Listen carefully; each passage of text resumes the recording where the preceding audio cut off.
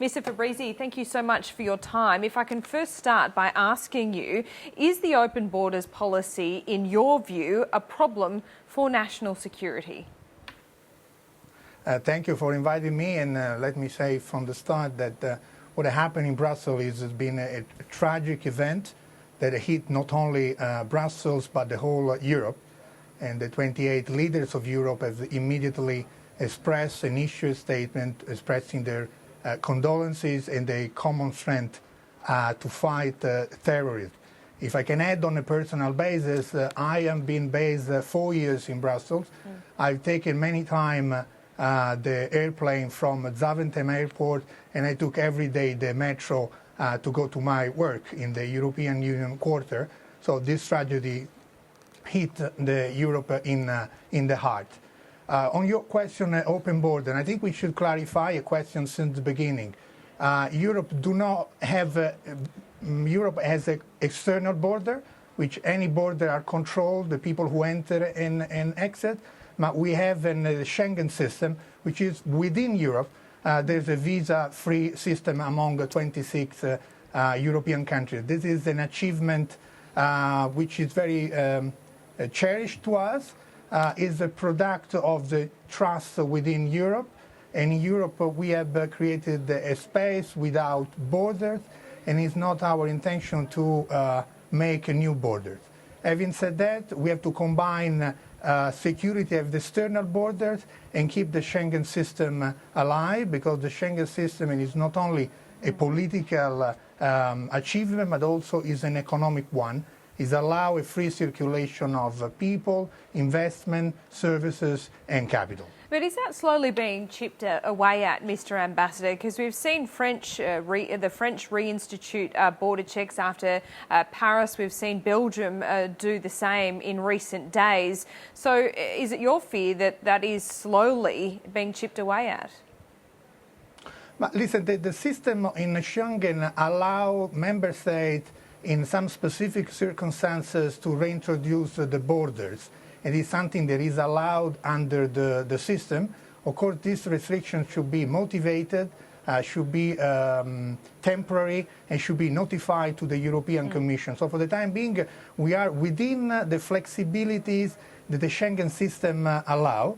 Of course, our objective as a European Union is to come back to a normal functioning of the Schengen system. But I would not say the Schengen system is not working at the moment. But what do you say to the concerns that have been raised that the Schengen system is perhaps making it more difficult for authorities to track down some of these terrorists, making it easier for them to then move around these countries? So it makes it difficult for intelligence. So what do you say to the Schengen policy in regards to a national security sense, not an economic one? But I would say there is what happened in Brussels today and happened in Paris before, but also happened in London, in Madrid, happened in different parts of Europe, but also happened in Lebanon, happened in San Bernardino, happened in Istanbul, and a couple of months ago happened in Jakarta. So we are facing here a global terrorist risk, and I don't think the Schengen is part of this problem. Within the Schengen system, the people move freely, but the intelligence cooperation and the police cooperation is very strong. Certainly, after this attack, the system will even cooperate more strongly. The Belgian ambassador to Australia said it is dangerous for our Prime Minister Malcolm Turnbull to link the European refugee crisis with this week's deadly attacks in Brussels. Do you agree with him? Certainly, I will leave the Belgian ambassador to comment on that. What I would like to say that is migration has some roots, and we are experiencing an unprecedented migration pressure coming from especially Syria, which is a country which is experiencing 6 years of civil war. we have an unstable situation in Libya, and we have some other neighbors in a difficult situation. So this is a migration threat that we are dealing in respecting the humanitarian law, in respecting the EU and international law. But we know, Mr. Mr. Ambassador, that ISIS is taking advantage of putting some of their operatives within, groups of thousands that are making legitimate claims for asylum in Europe. So you'd have to agree with the Prime Minister Turnbull's broader point here that with the influx of refugees, that is making it more dangerous for the citizens of Europe. Our position is that we do not make an automaticity between migration and terrorism. We have a problem of radicalization. Some of these terrorists have been living in Europe many years. Some of them are even born in Europe. So they are European citizens. There's also the question of foreign fighter. There's a question of radicalization. So our strategy is to tackle terrorism and try to step up our efforts on anti-radicalization, cutting the financial sources, better cooperation on the intelligence. Migration has a different roots, has a different cause. And that's why we believe that in a case of Syria, it's very important that the international community of which Australia is part is making a great effort to try to tackle the root causes of this crisis. And I think the recent ceasefire we are able to support in Syria is an encouraging step, even though we have a long journey to go. So are you saying with the Schengen Agreement, if that was to be scrapped altogether, the economic ramifications would far outweigh the need to look at national security? Are you concerned that, those talking about the need to get rid of it haven't really considered what it would mean for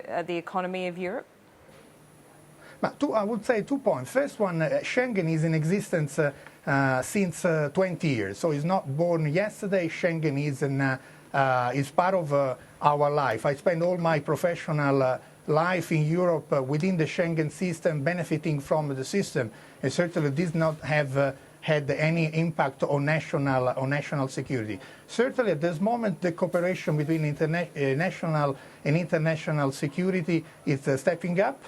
There's some measure to make the Schengen system even more precise. In terms of economic, yes, the economic of Schengen will have a bad impact on the economy, but we are not yet there, and I don't see an mutual exclusion between Schengen and national security. On the contrary, the latest 20 years of the system show that the system can be safe, or at the same time we can be vulnerable as any other part of the world. And just one final question, Mr. Ambassador. You've seen close as Ambassador to Australia for the EU how successful this government has been in securing our external borders and controlling immigration. Is there something the EU can learn from Australia? The European Union has I think the two systems are quite different. Australia is a single country, is an island, is geographically located in a different part of the world. Europe is not an island, is made of 28 countries. We have sea line, we have country line, so the system is different, and we have a different system of law. We have our national and European law, and Australia has its own law. So I would say that the two situations are quite different. EU Ambassador to Australia, Mr. Sem Fabrizi, thank you for your time this evening. Thank you very much.